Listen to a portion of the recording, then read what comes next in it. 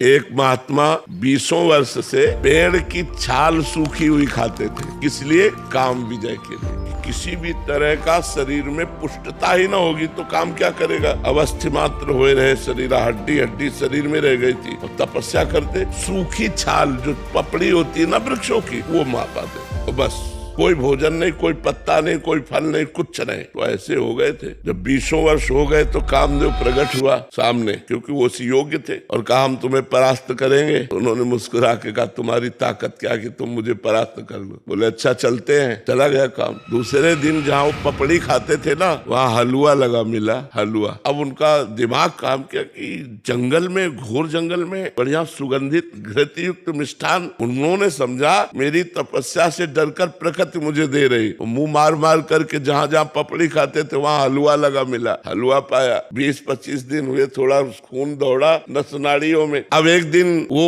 उस अपने टाइम से जाते थे उनका हलवा, तो जो टाइम से गए वहां पाने के लिए, तो देखा एक 16-17 वर्ष की लड़की हलवा लगा रही। वही भयभीत होने का वो नाटक किया। बोले भयभीत मत हो, भयभीत मत हो, शांत रहो, नजदीक आओ। जी ही देखा तो कमल नयनी सुंदरी छम छम करती हुई पायल। महाराज ने कहा कि तुम डर क्यों रही हो निडर होकर? ये हलवा तुम लगाती थी? हाँ महाराज, आप जैसे तपस्वी की सेवा हमारी सामर्थ्य कहाँ की आंख मिला के कर सके कि मैं आपके सामने जाके हलवा परोस सकूं, इसलिए छुप छुप के। बोले आज से छुपने की जरूरत नहीं है और पेड़ में लगाने की जरूरत नहीं, सीधे ले आया करो पात्र में हलवा। 10-5 दिन और हलवा पाया सीधे। अब तो काम वेदना अंदर जागृत हुई। उन्होंने कहा देवी तुम्हारा ब्याह हुआ है? तो उनका नहीं महाराज। बोले मेरा भी नहीं हुआ। तो बोले मैं आप जैसे महान तपस्वी को पति रूप में प्राप्त कर सकूं, तो मेरा सौभाग्य है। तो उनका फिर बोले एक शर्त है, हमारी माँ जंगल के बाहर रहती है, और उन्होंने कहा पति वही बनेगा जो अपना मुंह काला करवा कर हमें पीठ में बैठाल कर वहां तक ले जाएगा। बोले कर सकता हूँ। घुटनों के बल चल करके